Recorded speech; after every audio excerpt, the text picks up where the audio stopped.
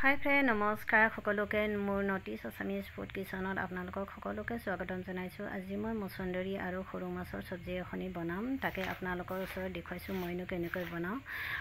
যিহেতু সকলোৰে বনোৱা পদ্ধতি বেলেগ বেলেগ। এতিয়া মই মাছখিনি ধুনীয়াকৈ ভাজি ল'লোঁ, ভাজি লৈখিনি ধুনীয়াকৈ উঠাই লৈছোঁ। তাকে মই কেনেকৈনো বনাওঁ সেইটোকে আপোনালোকৰ ওচৰত অকণমান শ্বেয়াৰ কৰিছোঁ। এতিয়া মোৰ মাছখিনি ভজা হৈ গ'ল। এতিয়া মই তেলত শুকান জলকীয়া 2টা আৰু পাঁচফোৰণ অকণমান দি ধুনীয়াকৈ ভাজি ল'ম শাকখিনি।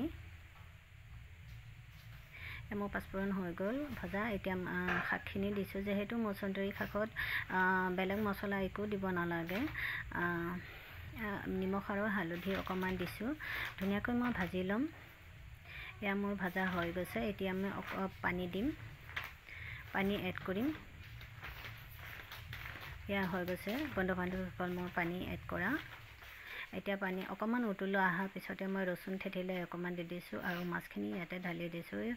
আৰু এয়া 5 মিনিট পিছতে, 5 মিনিট বা 10 মিনিটৰ পিছতে এয়া মোৰ হৈ গ'ল চব্জি ধুনীয়াকৈ। এয়া মোৰ চব্জি হৈ গ'ল। এতিয়া মই খাবলৈ কাৰণে পৰিৱেশন কৰিম।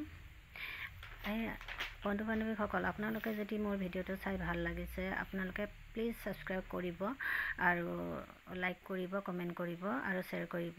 আপোনালোকৰ অকণমান মৰমে মোক আগুৱাই যাবলৈ কাৰণে সাহস দিব।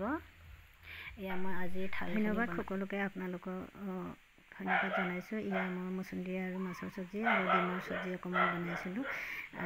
এইখিনিয়ে। থেংক ইউ ছ' মাছ। আপোনালোকে